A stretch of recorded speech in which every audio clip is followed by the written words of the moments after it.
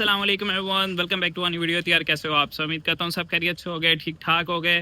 तो यार आज की वीडियो हम बनाने वाले हैं कि इंटरनेशनल स्टूडेंट्स जो हैं वो अपनी फीसिस को मैनेज कैसे नहीं कर पा रहे। अब बेसिकली ये बात तो बिल्कुल करेक्ट है कि भाई जॉब्स जो हैं वो बहुत ज़्यादा कम हो गई हुई हैं, क्योंकि पिछले इतने सालों से इतने ज़्यादा स्टूडेंट्स आए हैं, इतने ज़्यादा डिपेंडेंट्स आए हैं। तो नो डाउट जॉब्स जो हैं वो बहुत ज़्यादा कम हो चुकी हैं। लेकिन बहुत सारी ऐसी अपॉर्चुनिटीज़ भी मिलती हैं जो कि स्टूडेंट खुद अवेल नहीं करता, ठीक है। अब उसकी कुछ मैं एग्जांपल्स दूंगा, लेकिन उससे पहले मैं बातें आपको क्लियर कर देता हूँ, क्योंकि बहुत सारे स्टूडेंट जो प्लान कर रहे हैं यूके का, ऑस्ट्रेलिया का, कनाडा का, न्यूजीलैंड का, इटली का, तो उनको ना ये बातें समझ में आनी चाहिए कि आप जब भी किसी और कंट्री के अंदर जाते हो, सबसे पहले तो आप अपनी खुद की कंट्री के अंदर देखो कि आपको जॉब मिल रही है या नहीं मिल रही, ठीक है। आप एक ऐसी कंट्री में हो जहाँ पे आपके सारे रिश्तेदार आपको जानते हैं, आपके दोस्त हैं, लेकिन स्टिल आप वेले बैठे हुए हो, ठीक है। फिर आप एक और कंट्री के अंदर जाते हो, वहाँ जाके ये सोचते हो कि यार जाती आपके लिए एक जॉब रेडी हो, रेडीमेड जॉब पड़ी हो, आप जाओ और आपको जाके जॉब मिल जाए, ठीक है।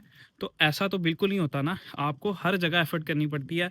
बेशक आप अपनी होम कंट्री के अंदर हो, बेशक आप किसी और कंट्री के अंदर जा रहे हो, तो आपको जाके एफर्ट करनी पड़ती है और जो काम मिलता है, ठीक है।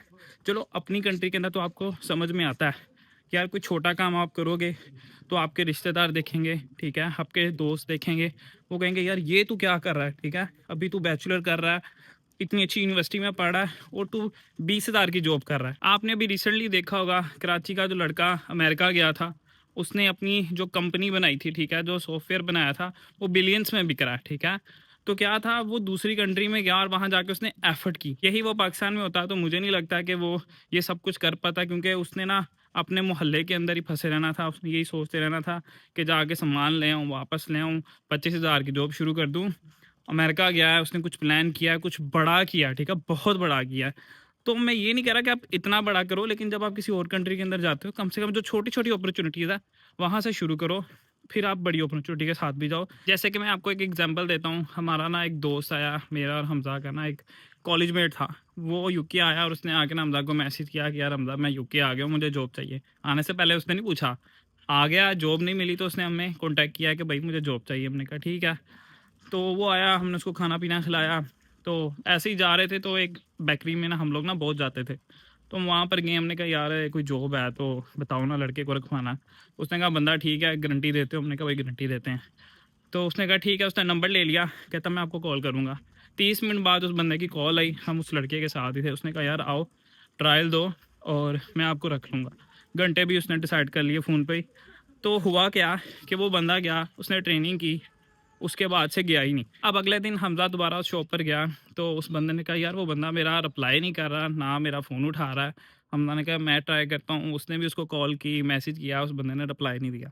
अब हमारी समझ से बाहर है और अभी तक कोई रिस्पॉन्स नहीं आया, 1 महीना हो गया। तो पहली बात कि तुम हमारे पास आए हो, फिर तुम हमें कहते हो कि काम लेके दो, काम लेके देते हैं और उसके बाद गायब हो जाते हो। यार काम नहीं करना तो आप हमें बताओ, हम क्यों अपना रेफ़रेंस ज़ाया करें? जिस बंदे ने काम करना है हम उसको वहाँ पे लगवाएँ। काम नहीं है, काम करना भी नहीं है। फिर उसके बाद अभी परसों चौथ मेरे पास एक जॉब आई थी, ठीक है। मेरे एक जानने वाले ने मुझे कहा कि यार हमें ना घर में एक लड़की की ज़रूरत है।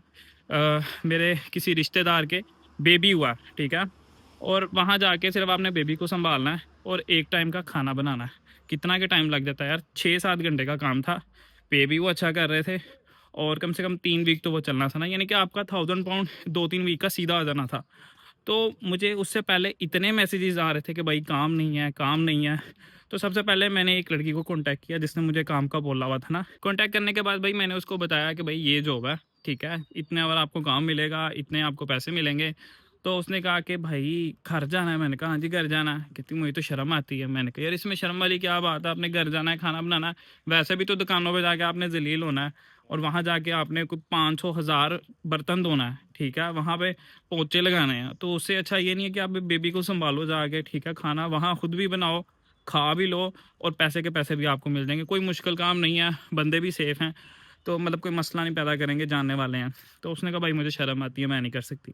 मैंने कहा ठीक है। ये छोटी-सी अपॉर्च्युनिटीज़ होती हैं ना, आपको करनी पड़ती हैं जब आप नए-नए आते हो। आपका एनआई नंबर अभी नया आया, आपको कहीं जॉब नहीं मिल रही, तो ऐसी छोटी-मोटी जॉबें आपको कर लेनी चाहिए। मैंने इस तरह की इतनी जॉबें की हैं, आप लोगों की सोच है। ये ऐसे पीछे घर होते थे, मैंने जाके गार्डनिंग की हुई है, घर साफ़ किए हुए हैं, हर चीज़ की हुई है, हर बंदे ने किया है। तो आपको ये छोटे-छोटे काम करने पड़ते हैं जब आपको अपने खर्चे उठाने होते हैं। जब आप लोगों को अपने रेंट देखने होते हैं, जब तक आपको कोई अच्छी जॉब नहीं मिलती तो करो ना यार, शर्म किस चीज़ की? आप अपने घर से इसलिए निकले हो। अब उसके बाद फिर मैंने 3-4 और लड़कियों को कॉन्टैक्ट किया जिन्होंने मुझे जॉब का बोला हुआ था। मैंने कहा ठीक है यार, मैं कॉन्टैक्ट करता हूँ, एक बंदे को जॉब चाहिए, चलो किसी का काम सर जाएगा ना। अब उनसे कॉन्टैक्ट किया, एक कह रही है मुझे खाना बनाना नहीं आता, दूसरी कह रही है कि भाई मुझे शर्म आती है, तीसरी ने पैसे ही इतने बोल दिए कि इतने में तो वो बाहर से किसी को भी लेके आ सकता है। तो समझ से बाहर है यार, आपको काम चाहिए भी है, आप काम करना भी नहीं चाहती और स्टिल यकीन मानो अभी तक वो वैकेंसी अवेलेबल है। तो मेरी समझ से बाहर है कि अब लोग चाहते क्या है ना, अब ऐसे छोटे-छोटे काम आपको करने पड़ते हैं, लाज़मी करने पड़ते हैं। अब आप लोग सोचोगे कि अहमद भई ये तो छोटे-छोटे से काम है यार, स्टूडेंट ये आके करते हैं। भाई इससे भी ज़्यादा ज़लालत भरे काम स्टूडेंट यहाँ आके करते हैं।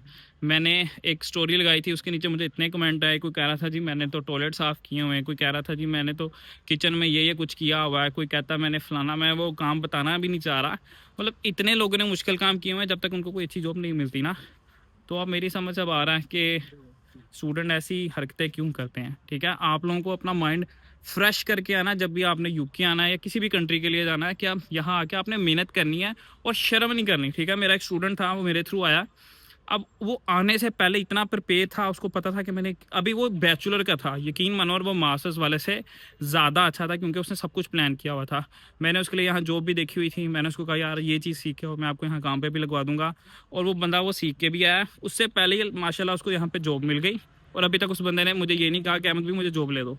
तो जिसने काम करना है उसने कर लेना है, जिसने नहीं करना उसने नहीं करना। ठीक है, तो मॉडल ये है कि अगर आप किसी भी कंट्री में जा रहे हो तो पहले अपनी कंट्री के अंदर देखो कि आप वहाँ पे क्या कर सकते हो, आपको काम मिल रहा है नहीं मिल रहा, फिर आप किसी कंट्री के अंदर जाओ तो वहाँ जाके शर्म मार के जाओ, अगर आप लोग यहाँ पर अपनी फीसिस पूरा करना चाहते हो। तो उम्मीद करता हूँ आपको कोई समझ आई होगी कि भाई दूसरी कंट्रीज़ के अंदर आपको जाके कैसे सर्वाइव करना पड़ता है। तो उम्मीद करता हूँ आज की वीडियो आप लोगों को अच्छी लगेगी। वीडियो अच्छी लगी वीडियो करना लाइक, चैनल पर नए हो तो चैनल करना सब्सक्राइब। मिलते हैं इंशाल्लाह नेक्स्ट वीडियो के अंदर। अल्लाह हाफिज़।